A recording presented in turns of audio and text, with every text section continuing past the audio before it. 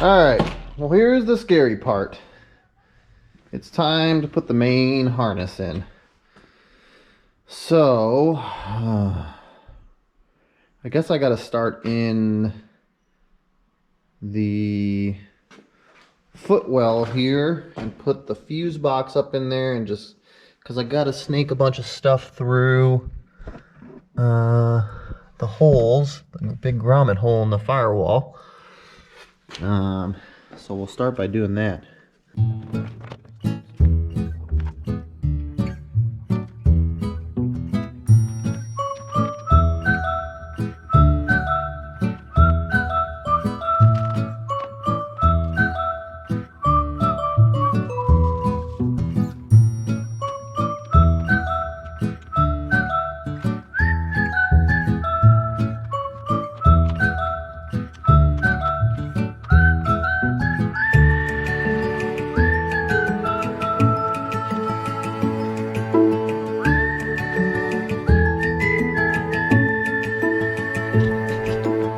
Hey, I just wanted to check in. I'm not filming all of this because, frankly, a lot of it's pretty boring.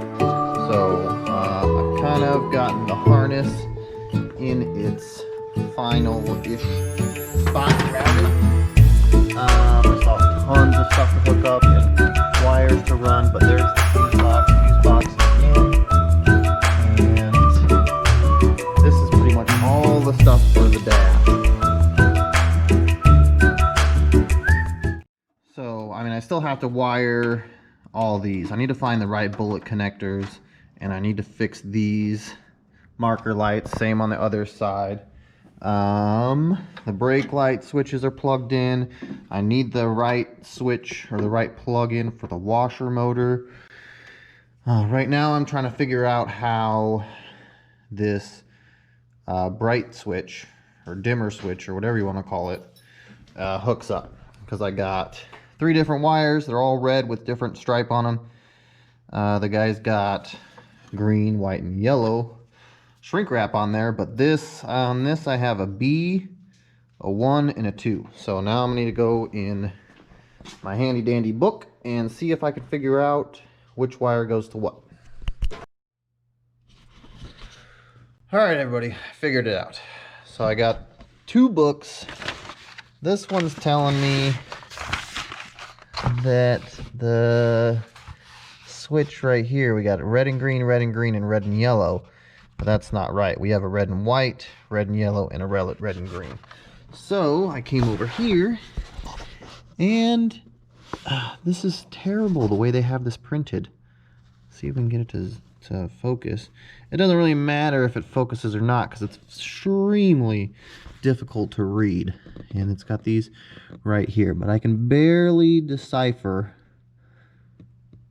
a couple of them.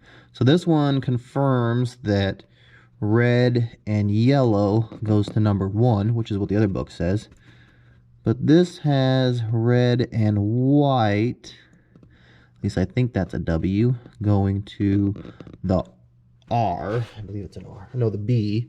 See, you can't even read that. Going to the B, and the red and green going to the number 2. So, come over here, and that is how they have it color coordinated, or how the guy has a color coordinated on here. He's got the, I mean, because they're all 3 red wires, but he's got the white, the green, and the yellow. So, take a red and bring this over here. Oh yeah, look at all that old wire coming out of there. Okay. And the red and green.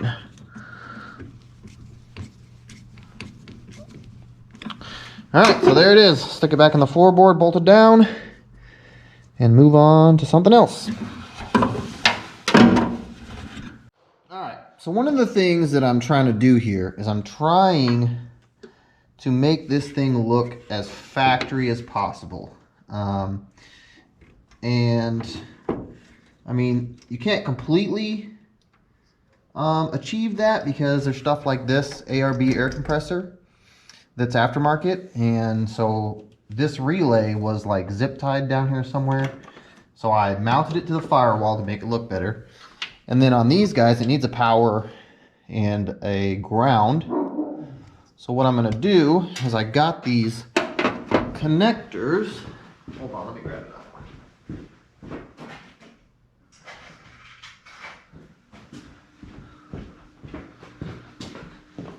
So I have these connectors, right? And in order to make it look better, I'm going to use the connector, but I've removed the little yellow plastic. So then I can just heat shrink over it.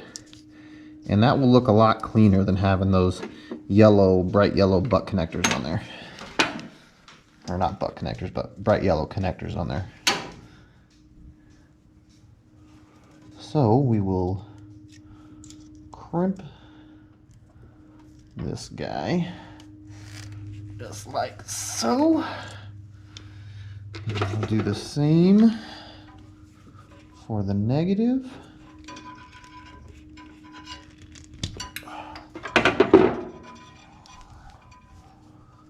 Okay, that on there, crimp it down.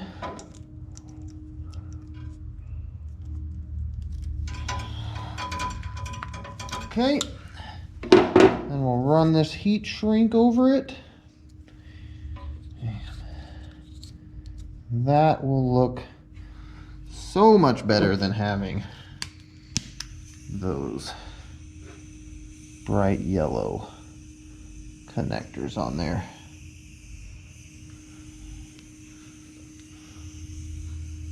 So I'm trying to get this thing to the point where I can kind of not start it, but just plug it in and see if some things work. So I'm trying to get the powers hooked up and stuff. It's funny because, man, there must have been like 10 connections on here before. And now there's just going to be this one, which is for the fuse box, and these two, which are for the ARB compressor.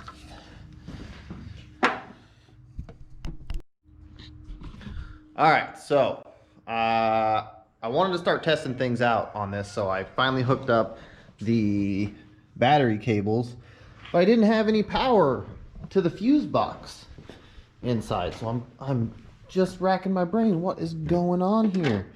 So I break out the power probe and I'm trying to figure out where the power is. And finally I figure it out. These two wires right here are for the alternator gauge, the charging gauge.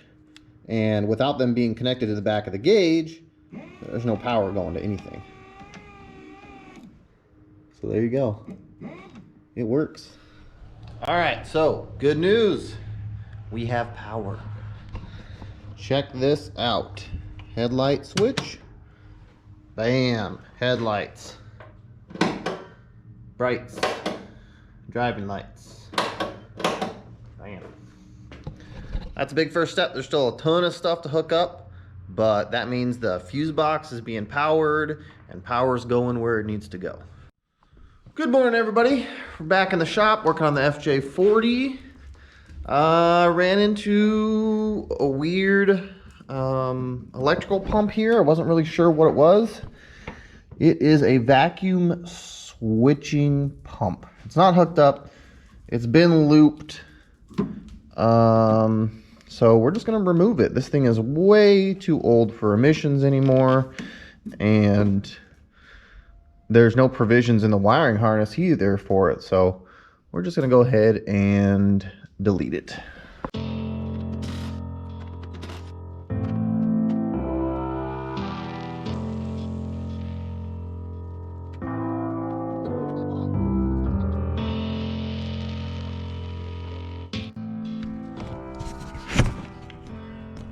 All right, so another issue we had to address on the FJ40 is the lack of horns. It had no horns on it at all.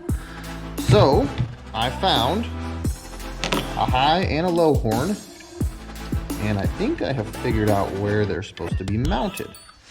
There we go. We will mount this. I've already got this one on here, and there's gonna be a matching one right here.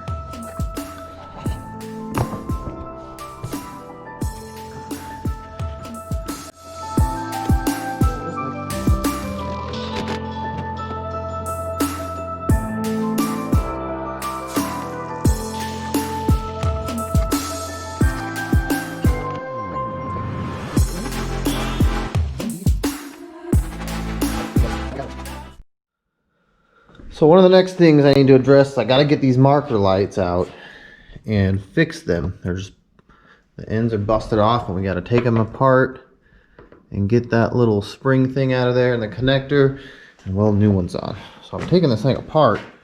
And man, this thing is crusty. Crusty.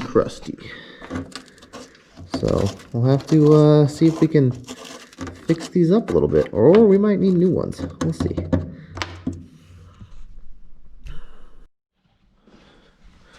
Alright, so I got these nasty boys out of there.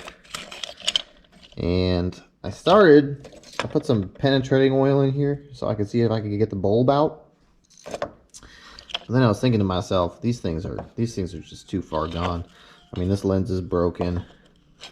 And these things are just so rotted. I don't even know if I can get that bulb out of there and make anything work again. I probably can, but I know my buddy. He's probably already planned on replacing these. So we're just going to get some new ones and stop fiddling with them. Alright, so another little update. This stuff is kind of boring to film, so I'm not going to film me just fiddling around with wires forever. Anyway, so I think I showed we got horns now. I'm still trying to find the right horn relay. I got one coming. I'm hoping it's the right one. That's half the battle with this thing, is just trying to figure out which components fit this wiring harness, because a lot of them are missing or have been replaced with something else. So I also got I figured out the proper routing for this, for the coil wire and the starter wire, and got this, it's like a choke solenoid for, even though it has a manual choke, it has some sort of cold start solenoid on the carburetor. So we got that hooked up, and what I wanted to show you was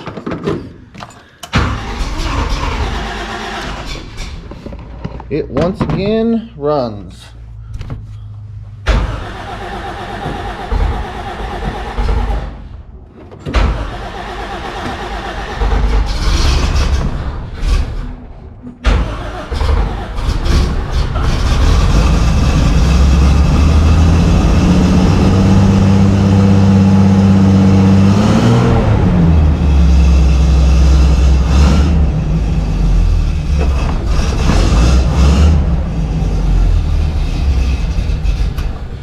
Alright, she's cold-blooded.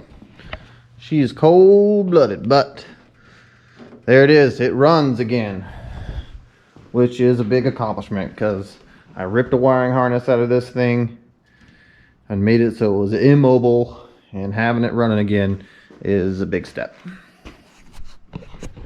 Alright, thank you guys for watching. We'll see you next time.